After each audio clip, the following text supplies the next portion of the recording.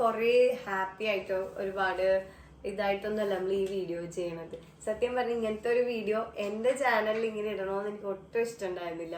നമ്മൾ YouTube channel തുടങ്ങിയ ആ ടൈം മുതലേ ഈ ഒരു കമന്റ് ഇല്ലാത്ത ഒരു വീഡിയോ പോലും എന്റെ അപ്ലോഡ് ചെയ്തതിലില്ല. എനിക്കത് മുൻപ് ഉണ്ടാത്തത് അപ്പൊ എന്താണെന്ന് വെച്ചാല് എനിക്ക് ഭയങ്കര കൊഞ്ചലാണ്. അത് ഓൾവേസ് കാണുന്ന കമന്റ് ആണ്. ശരിക്കും പുറത്തുനിന്ന് കാണുന്നവർക്ക് ചിലപ്പോ അങ്ങനെ തോന്നാം. പക്ഷെ ഇങ്ങനെയാണ്. എന്നെ അറിയാവുന്നവർക്ക് ഞാൻ ഭയങ്കര ബോൾഡായും കൊറേ ഇതിലൊക്കെ സംസാരിച്ചു കഴിഞ്ഞാൽ എന്നെ അറിയണവര് പറയേ അയ്യോ ഇത്ര നാൾ ഇവള് ഇങ്ങനെയൊന്നും ആയിരുന്നില്ലല്ലോ എന്ന് പെട്ടെന്ന് ഒരു ചേഞ്ച് വന്നെന്ന് പറയും. അപ്പൊ അങ്ങനെയുള്ളവർക്ക് അതും അക്സെപ്റ്റ് ചെയ്യാൻ പറ്റൂല.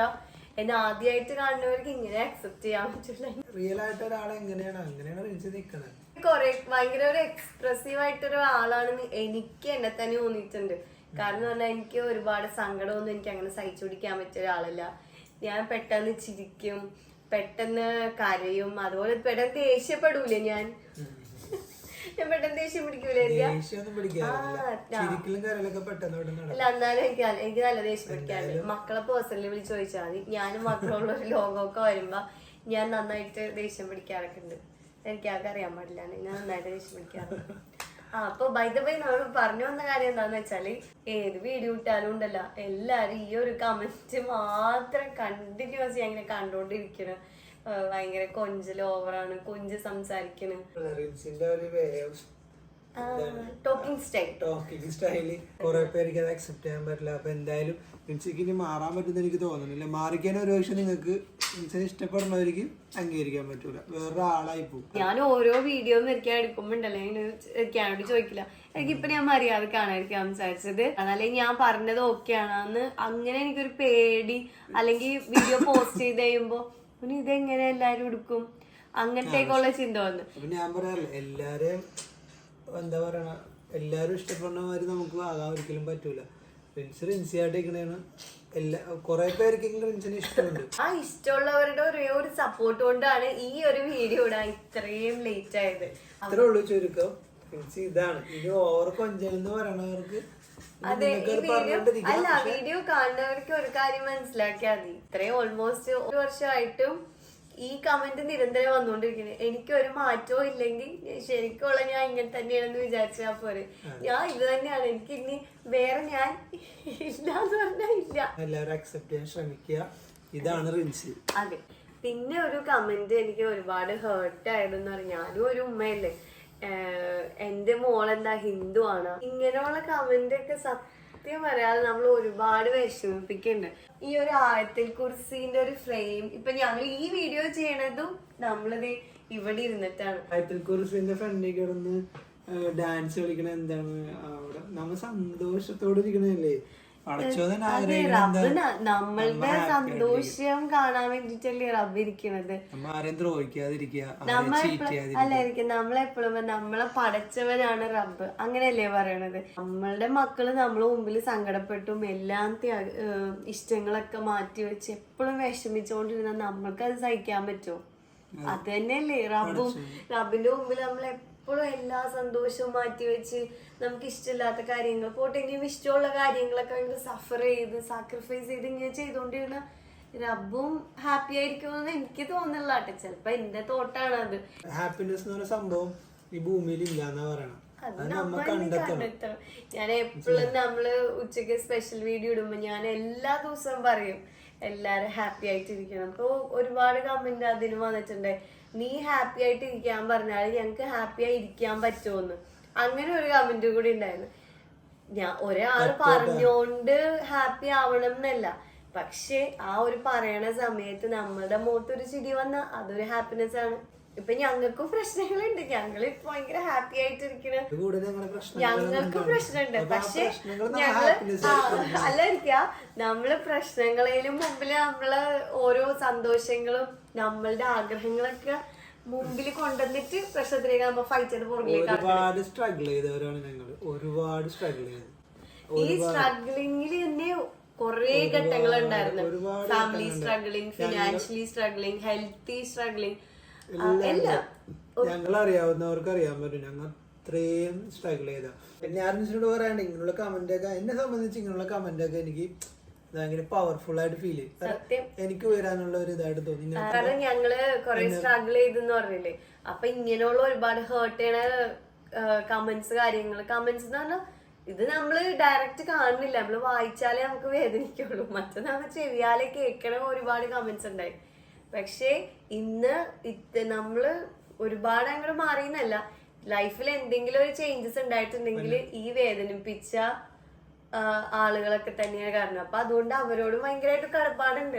കാരണം അവരിങ്ങനെ നമ്മള് വേദനിപ്പിച്ചൊന്നും ഇല്ലായിരുന്നെങ്കിൽ നമ്മുടെ ലൈഫ് സെയിം ഒരു വേവലിംഗിൽ പോയായിരുന്നു. ഒരുതരം ജീവിക്കണമെന്നുള്ള ഒരു ആഗ്രഹങ്ങളൊക്കെ മനസ്സിലുണ്ടായിരുന്നു. അപ്പോഴും നമ്മളെ കൂടെ ഈ പഠിച്ചവനാ, നമ്മുടെ സന്തോഷം, നമ്മുടെ മാറ്റങ്ങളെ കൂടെ നമ്മ മാറി ചിന്തിച്ചപ്പോ പഠിച്ചോ നമ്മളെ കൂടെ അതിന്റെ ഒപ്പം നിന്ന് നമ്മ ഹാപ്പി ആയിട്ടിരിക്കുക. നമ്മ ആരും ദ്രോഹിക്കാതിരുന്നാൽ മാത്രം മതി. ഡാൻസ് കളിച്ചോണ്ടോ പാട്ട് പാടിയതുകൊണ്ടോ നമ്മുടെ ഇഷ്ടത്തിന് എന്താ പറയുക നമ്മുടെ ഇഷ്ടങ്ങൾ ചെയ്തുകൊണ്ടോ എനിക്ക് തോന്നല്ല പഠിച്ചോ നമ്മളെ വെറുക്കപ്പെടുമെന്ന്. ഈ ലോകത്ത് എനിക്ക് തോന്നിയിരിക്കണ ഏറ്റവും വലിയൊരു തെറ്റെന്ന് പറഞ്ഞാൽ ഒരാളെ നമ്മൾ മനസ്സ് മാത്രം വേദനിപ്പിക്കരുത്. ഇപ്പൊ നമ്മളൊരു തല്ല് അല്ലെങ്കിൽ വേറെ എന്തെങ്കിലും കൊടുക്കാതിരിക്കുകയും ചെയ്താന്ന് അതൊക്കെ ആ ഒരു സമയം കഴിയുമ്പോൾ മറന്നു പോകും. ചിലപ്പോൾ വേദന മാറിക്കഴിയുമ്പോൾ ആ വേദനയൊക്കെ പോകും.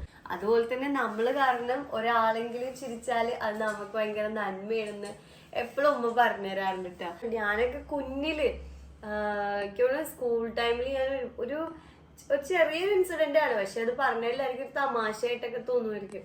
ഇത്ര വലുതായിട്ടും എനിക്കത് ഓർക്കുമ്പോൾ ഭയങ്കര സങ്കടമായിരിക്കാം, ബോറടിക്കുമല്ലായിരിക്കും. അതായത് ഞാൻ കുഞ്ഞിലൊക്കെ, അതായത് അംഗനവാടിയിലൊക്കെ പഠിക്കുമ്പോൾ ഞാൻ ഭയങ്കര സ്മാർട്ടായിരുന്നു. പാട്ട് പാടുക, ഡാൻസ് കളിക്കുക, അതായത് എല്ലാത്തിനും ഭയങ്കര ആക്റ്റീവായിട്ടുള്ള ഒരു കുട്ടിയായിരുന്നു കേട്ടോ. അപ്പൊ എന്റെ അംഗനവാടിയിലെ ഒരു ടീച്ചർ ഉണ്ടായിരുന്നു, മോളി ടീച്ചർ എന്ന് പറഞ്ഞിട്ട്. എനിക്ക് അത്രയും ജീവനാണ്. ഉമ്മാൻ എത്രയാണോ ഇഷ്ടം അത്രയും തന്നെ എനിക്ക് മോളി ടീച്ചറിന് ഇഷ്ടമാണ്. അപ്പൊ പണ്ട് മുതലേ എനിക്ക് ടീച്ചർ ആവണം, കാരണം ടീച്ചർ ആവുമ്പോ മോൾ ടീച്ചറിനെ പോലെ ആവും എന്നൊക്കെ ഉള്ള ചിന്ത നമ്മള് കുഞ്ഞില് അങ്ങനെയുള്ളൂ. അങ്ങനെ അംഗനവാടി കഴിഞ്ഞിട്ട് നേരെ സ്കൂളിലേക്ക് ആക്കിയാണ്. പിന്നെ സ്കൂളിൽ പോയി 1ാം ക്ലാസ്സിലാക്കിയപ്പോ ഒരു ഫിലി ടീച്ചർ ഉണ്ടായിരുന്നു. അപ്പൊ നമ്മള് ഫസ്റ്റ് ഡേ നമ്മളോട് ചോദിക്കുമല്ലോ, നമ്മളുടെ പേരൊക്കെ ചോദിക്കും. എന്നിട്ട് പിന്നെ അടുത്ത ക്വസ്റ്റ്യനാണ് സ്കൂളിലെ മെയിൻ, വലുതാവുമ്പോ എന്താവാനാണ് ഇഷ്ടം. ഞാൻ ഫസ്റ്റ് എണീച്ചിട്ട് എനിക്ക് ടീച്ചറായ മതി എന്നിട്ടായിരിക്കാം. കാരണം എനിക്ക് ടീച്ചർ അത്ര ഇഷ്ടമാണ്. അത് കുഞ്ഞു മുതലേ ടീച്ചർ. ഞാൻ തലങ്ങാണീനെ പഠിപ്പിക്കും, അതുപോലെ എനിക്ക് കുറെ പാവകളുണ്ട് അവരെ പഠിപ്പിക്കാം. ഇങ്ങനത്തേക്ക് ഓരോരോ ഒരു തരം ശീലങ്ങളൊക്കെ ആയിരുന്നു എനിക്ക്. അങ്ങനെ കുറെ പേരുണ്ടാവും. അങ്ങനെ 2ാം ക്ലാസ്സിലായി സെയിം ഈ ക്വസ്റ്റ്യൻ തന്നെ റിപ്പീറ്റ്. മീൻസ് ഫസ്റ്റ് ഡേ പേര് പറയാ, ആഗ്രഹങ്ങൾ പറയാ, ഞാൻ എണീച്ചിട്ട് വരാൻ ടീച്ചർ ആവണോന്ന്. പിന്നെ 3ാം ക്ലാസ്സിലായി. 3ാം ക്ലാസ്സിൽ ഇതുണ്ട് ഫസ്റ്റ് ഡേ ചെല്ലും. ഫസ്റ്റ് ഡേ ഭയങ്കര ഇഷ്ടമല്ലേ നമുക്ക്, പുതിയ യൂണിഫോം, പുതിയ ബാഗ്, പുതിയ ടെക്സ്റ്റ് ബുക്ക് ഒക്കെ കവർ ചെയ്തിട്ട് ആ ഒരു സ്മെല്ലൊക്കെ ആയിട്ടാണല്ലോ പോണത്. അപ്പൊ അത്രയും സന്തോഷത്തോടുകൂടി പോണ ഒരു ഡേ ആണ് നമ്മുടെ ഫസ്റ്റ് ഡേ. അങ്ങനെ 3ാം ക്ലാസ്സിലും ഞാൻ പറഞ്ഞു എനിക്ക് ടീച്ചർ ആവണമെന്ന്. പിന്നെ ഞാൻ 4ാം ക്ലാസ്സിലായി. ഞങ്ങള് പുതിയ പുതിയ കുട്ടികൾ ഇങ്ങനെ ക്ലാസ് എപ്പോഴും ഷഫിൾ ചെയ്തോണ്ടിരിക്കും. അപ്പൊ എന്റെ ക്ലാസ്സിൽ നല്ല വെളുത്തിട്ട് നല്ല ഭംഗിയുള്ള ഇത്രയും ഷോർട്ട് ഹെയർ ഒക്കെ ആയിട്ടൊരു കുട്ടി വന്ന്. എനിക്കാണെങ്കിൽ അപ്പൊ അവളെ കൂടി ഇരിക്കണോട്ടായിരിക്കാം, അവളെ പേരൊന്നും എനിക്ക് അറിയൂല. പുതിയൊരു കുട്ടി ക്ലാസ്സിൽ വന്ന. അങ്ങനെ മിസ് ഓരോരുത്തരെ എണീപ്പിച്ചിട്ട് പേരും എന്താവാനാണ് ആഗ്രഹം എന്നൊക്കെ ചോദിച്ച് എല്ലാരും same thing, doctor, engineer, teacher, അത് ഇതൊക്കെ ഇങ്ങനെ പോയിക്കൊണ്ടിരിക്കണം. അപ്പൊ എനിക്ക് ഇരിക്കാൻ ഇഷ്ടമുണ്ടായിരുന്നു പറഞ്ഞില്ലേ, അവൾ എണീച്ചിട്ട് പറഞ്ഞു എയർ ഹോസ്റ്റസ് ആണോന്ന് പറഞ്ഞു. ഞാൻ സത്യം പറഞ്ഞു, ഞാൻ ആദ്യമായിട്ടാണ് ആ പേര് കേൾക്കണതിട്ടായിരിക്കാം. അപ്പം മുതല് ഞാൻ ആലോചിക്കണ്ടേ എയർ ഹോസ്റ്റസാ, അതെന്ത് സാധനമാണ്, അതെന്തായിരിക്കും എയർ ഹോസ്റ്റസ് എന്ന് പറഞ്ഞ. ടീച്ചർ അവള് എണീച്ചിട്ട് എയർ ഹോസ്റ്റസ് എന്ന് പറഞ്ഞപ്പോ മിസ്സറിന് മിടുക്കി എന്നൊക്കെ പറഞ്ഞിട്ട് ഇങ്ങനെ കാണിക്കൂലായിരിക്കാം, ഇങ്ങനെ ഷോൾഡറിലൊക്കെ തട്ടി മിടുക്കിയാണ് കേട്ടോ, വലുതാകുമ്പോ ആവും എന്നൊക്കെ പറഞ്ഞപ്പോ ഞാൻ ഓർത്ത് ഇതെന്തോ വലിയ സംഭവമാണ്. അപ്പൊ എന്നിട്ട് ഞാൻ എന്താ അറിയോ, എയർ ഹോസ്റ്റസ് തന്നെ പറഞ്ഞോണ്ടിരുന്നു.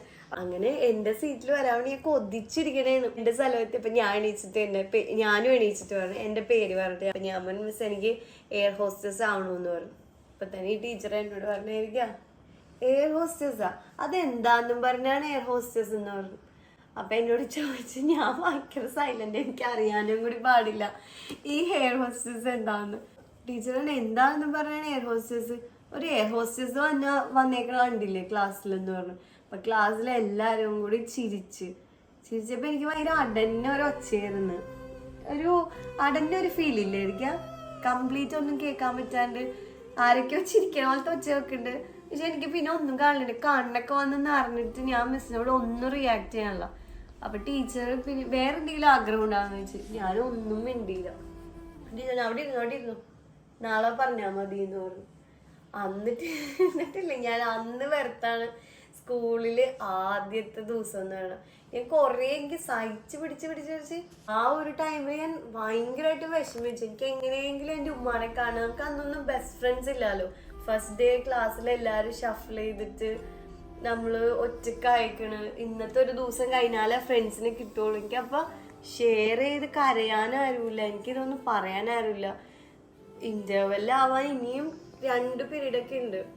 എന്നിട്ട് ഇന്റർവെല്ലായപ്പോ ഞാൻ ബാത്റൂമിൽ പോയിട്ട് പൊട്ടിക്കരഞ്ഞ്, വീട്ടിൽ പോയിട്ട് ഞാൻ കരഞ്ഞ്.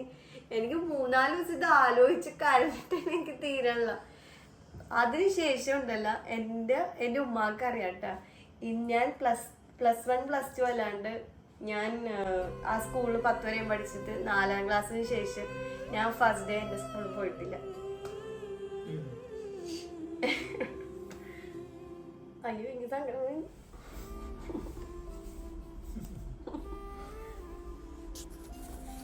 അത് ഒരാളുടെ മനസ്സ് വേദനിപ്പിച്ചു കഴിഞ്ഞാല് അതെല്ലാ കാലവും അവരുള്ളിൽ കിടക്കും. ഏത് പ്രായത്തിലാണ് റിൻസിക്ക് ആ ഒരു അനുഭവം ഉണ്ടായത്? അതിപ്പോഴും കണ്ട ഇപ്പൊ റിൻസി എന്തോരമായി. അപ്പൊ എനിക്ക് അത്രയും ഞാൻ പിന്നെ സ്കൂളിൽ പോയിട്ടില്ലായിരിക്കാം. ഞാൻ പിന്നെ 2ാമത്തെ ദിവസമേ പോകുള്ളൂ. ഈ കാരണം ഫസ്റ്റ് ദിവസം ഇങ്ങനെയുള്ള കാര്യങ്ങളായിരിക്കും എപ്പോഴും ചോദിക്കണമെന്ന് എനിക്കറിയാം. അപ്പൊ അതുകൊണ്ട് ഞാൻ പോവില്ല. എന്നോട് ഉമ്മ ചോദിക്കാറില്ല കേട്ടോ എന്താ ഫസ്റ്റ് ദിവസം പോവാത്തേന്ന്. അന്നൊന്ന് ഞാൻ കരഞ്ഞപ്പ ഉമ്മമാർക്ക് മനസ്സിലാവും നമ്മളൊന്ന് ടച്ച് ചെയ്താല് എന്താണ് ഞാൻ നമ്മ പറയാണ്ട് തന്നെ അറിയാൻ വേണ്ടി പറ്റും. പിന്നെ അതിനുശേഷം ആ കൂട്ടുകാരത്തിന്ന് പറയൂല എനിക്ക് ഇരിക്കാൻ ഇഷ്ടമുണ്ടായ അവളെ എനിക്ക് ഇഷ്ടമല്ലാണ്ടായി. കാരണം അവളെ ഇഷ്ടപ്പെടാതിരിക്കാനുള്ള റീസൺ എന്താണെന്ന് എനിക്കറിയില്ല. ആ പ്രായത്തിന്റെ ഇടയ്ക്ക് എനിക്ക് അവളെ ഇഷ്ടമല്ലായിരുന്നു. കുറെ വർഷം കഴിഞ്ഞപ്പോ 7ാം ക്ലാസ്സിൽ എൻ്റെ ബെസ്റ്റ് ഫ്രണ്ട് അവളായി. അവള് ഇന്നും എൻ്റെ ഫ്രണ്ടാണ്. ആരാ അറിയോ? ഹസ്മിയാണ് ആ ഫ്രണ്ട്. ഇന്നും അവള് എൻ്റെ ലൈഫിൽ എൻ്റെ കൂടെ ഉണ്ട്. ഞാനും അവള് ഭയങ്കര ബെസ്റ്റ് ഫ്രണ്ടാണ്. അപ്പൊ ഇതൊക്കെയാണ് അതാ ഞാൻ പറഞ്ഞത്. ആ ഒരു കുഞ്ഞു പ്രായത്തിൽ നമുക്ക് അവര് ചിലപ്പോ ഒന്നും മനസ്സിൽ വിചാരിച്ചിട്ടായിരിക്കൂല അങ്ങനെ പറഞ്ഞതൊക്കെ. പക്ഷെ ഇത്രയും വലുതായിട്ട് നമുക്കത് ഉള്ളിലൊരു വേദന പോലെ ഇരിക്കണം. അതുകൊണ്ടാണ് ആരും മനസ്സാരെയും വേദനിപ്പിക്കരുത് കേട്ടോ. അത്രയൊക്കെ ഉള്ളൂ അല്ലേ?